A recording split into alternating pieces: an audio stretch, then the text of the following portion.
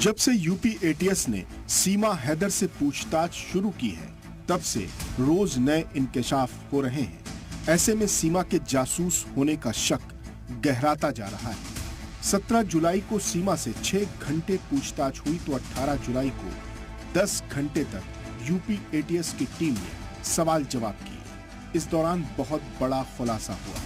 पूछताछ में सीमा ने बताया कि उसने सचिन से पहले हिंदुस्तान के कुछ फौजी अफसरान को भी फ्रेंड रिक्वेस्ट भेजी, लेकिन वहां बात नहीं बन पाई। यूपी एटीएस ने सीमा से यह भी पूछा कि क्या तुम्हें किसी ने मोबाइल फोन पर मैसेजिंग और इंटरनेट से चैटिंग में एहतियात बरतने के लिए कहा था?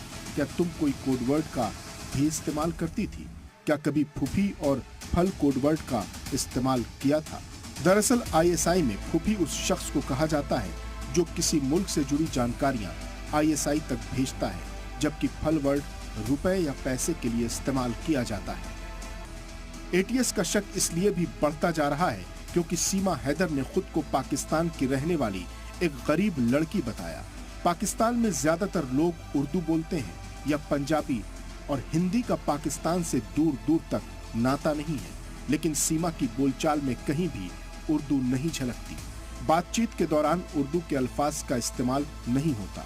क्या ये मुमकिन है कि महज चंद महीनों में सालों तक पाकिस्तान में रही एक गरीब लड़की की जबान पूरी तरह से बदल जाए, वो भी हिंदी के ऐसे मुश्किल अल्फाज का इस्तेमाल जिन्हें बिना पढ़े लिखे जानना मुमकिन नहीं है। जांच पड़ताल के दौरान सीमा हैदर के पास से 8 मई को खरीदे गए एक मोबाइल का बिल मिला है, जिसमें उसने हिंदुस्तान आने से पहले 70,000 पाकिस्तानी रुपए का एक मोबाइल खरीदा था। 8 मई को ही सीमा का पासपोर्ट जारी हुआ है और 10 मई को उसने पाकिस्तान छोड़ दिया। पहले से पासपोर्ट होने के बावजूद नया पासपोर्ट जारी होना और 2 दिन के अंदर मुल्क छोड़ देना बड़े सवाल खड़े कर रहा है। एटीएस की पूछताछ के दौरान एक और बात का इंकशाफ हुआ है। एक एफिडेविट के हवाले से बताया गया है कि सीमा ने गुलाम हैदर से भागकर शादी की थी। दरअसल इस हलफनामे में सीमा ने बताया था कि उसके माँ बाप लालची हैं और एक आवारा लड़के से उसकी शादी कराना चाहते थे, इसलिए उसने घर से भागकर गुलाम से शादी कर ली और वो उसे खुश रखेगा। जबकि इससे पहले सीमा ने जी मीडिया पर ही कहा था कि गुलाम हैदर से उसकी शादी जबरदस्ती करवाई गई थी। जी 2014 में हुई। किस साल में? 2014 में। 2014। और पापा के कारण हुई थी, कोई धूमधाम से नहीं हुई, बस कोर्ट के कुछ कागजों में साइन करवाया गया था मुझसे, क्योंकि कहीं मैं किसी को पसंद करती थी गांव में, तो पसंद करना क्राइम माना जाता था, तो इसलिए मेरी इनसे शादी हो गई सिंपल सी।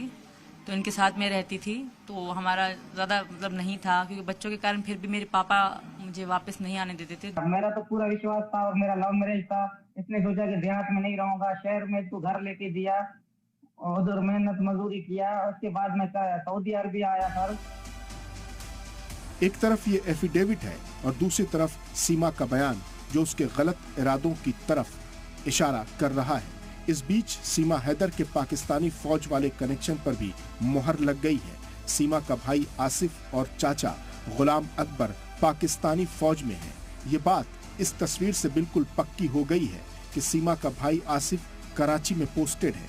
इसके अलावा जांच एजेंसियों को सीमा के भारत आने की लोकेशन भी पता चल गई है। ब्यूरो रिपोर्ट, जी मीडिया।